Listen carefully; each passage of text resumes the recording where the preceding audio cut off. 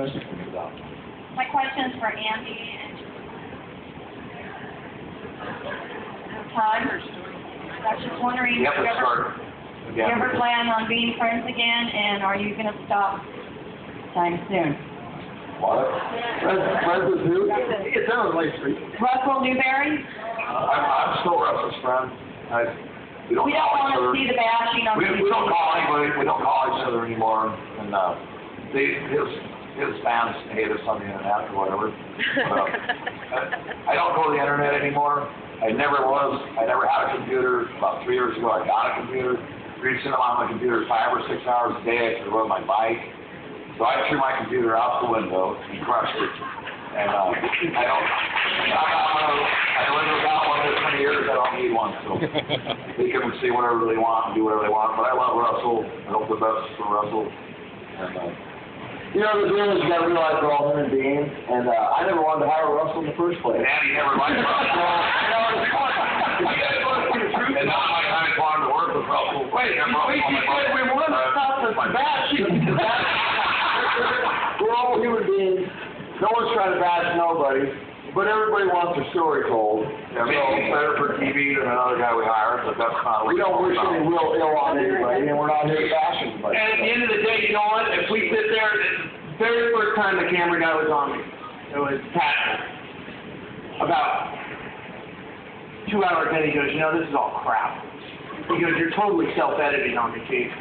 He goes, you got to just talk, or don't sit there and premeditate what you're going to say. I mean, realistically, if you want us to start doing that, you might as well just turn the show off, because it's not going to be a show anymore. You know? I'll say something. I go, I'm going to say something that's going to be really cool. And I go, that's going to make the show for sure. That's the cool thing. This guy here, we play the stuff we don't remember saying. And you'll see the principal, the crew's going to come up here on stage next. They're going to talk about it. So the crew's on deck talking about captains or deckhands with no brains. It's like everybody talks their smack. You look at an NBA game, these guys are talking smack. At the end of the day, we walk away. We're all big boys. We should walk away from it. I don't want nobody to be hurt. Man, we don't care. No, that's, you know, things I tell all my guys too. You know, nothing's changed. We can tell the other round today, we write your check, watch out. Just because we're going to walk away in the season doesn't mean that, you know, whatever you say on deck is still, that's the deck set. You know, every captain's been ridiculed to no end by his crew at some point. You cannot have a guy on deck that's going, why are we doing this? We should be doing that. And that's like a disease, and it's like one bad apple. You know, so that's what we members can have their own opinions. Yeah. We don't want to hear them. This is going to be a case now. We have another question over here. One of my favorite parts of the show is the pranks you guys play on each other, man. Like, I'll never forget when Phil put the pipe on and they hit the block stick. That was awesome. And Jonathan and Andy, you guys put you guys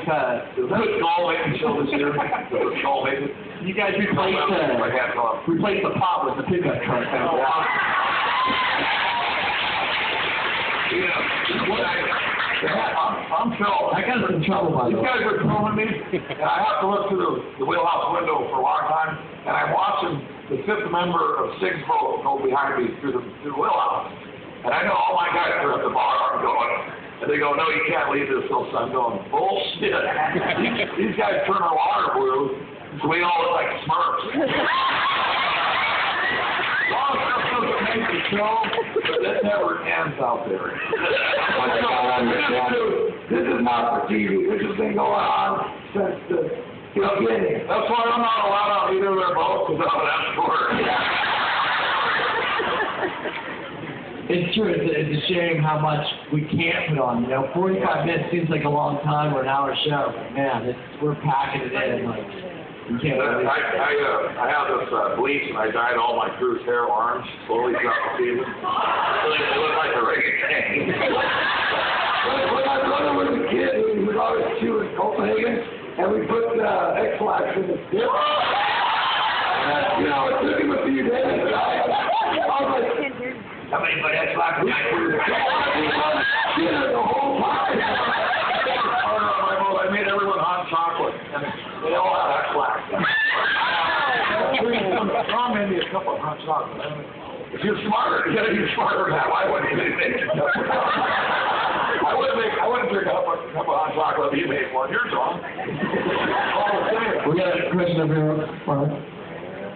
Did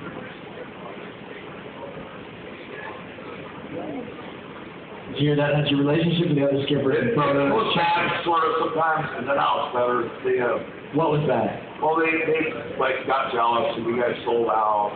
Because when you guys first approached us, we just said, we just want to see us get hurt and die, and we wouldn't be on your show. And then I saw, like, Correction, we didn't say that. we would say that, I'm sort of offensive.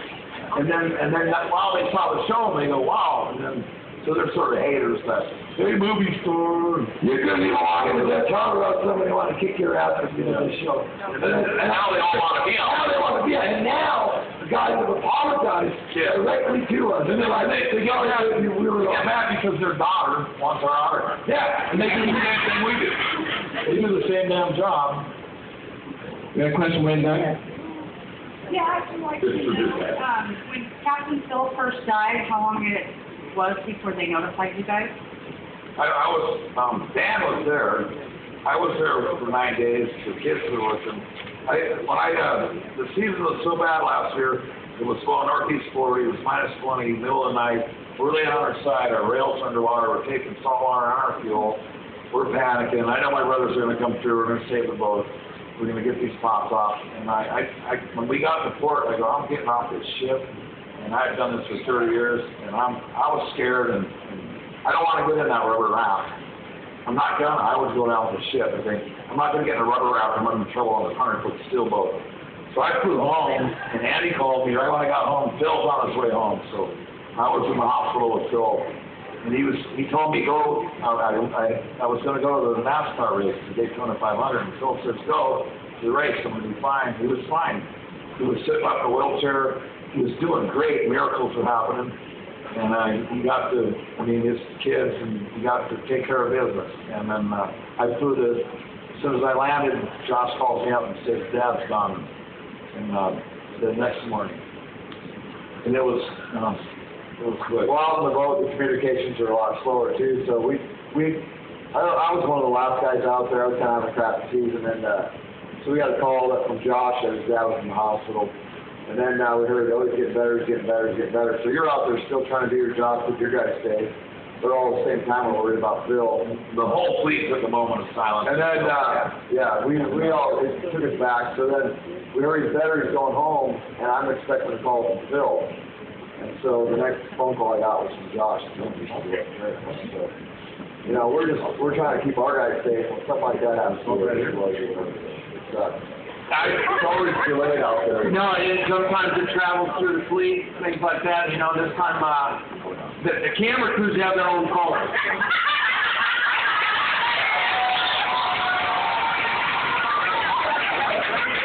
We're not smoking on the show. I'm not anymore. And I quit for 11 days. I started smoking 2 days ago when I started doing all this, and then. I love it, brother. I'm not trying to pack away on my brother. Hi, I was just wondering how come none of y'all spoke yesterday at Phil's memorial that they had for him? They smoke? I wouldn't even been able to say one word if I would have went up there. I wouldn't have been able to talk, and my hat's off to Josh, man. You're a hell of a man, Josh. Yeah.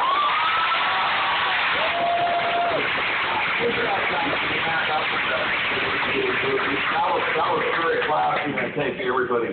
Yeah, and last night was about Phil, not about any of us too. So it's like, there's guys that have known Phil longer than us, and that we're close, like Dan Hall and guys. So.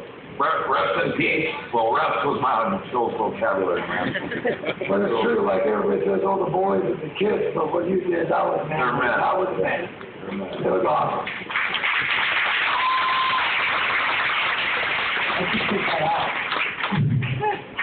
Why don't you put that out? All right.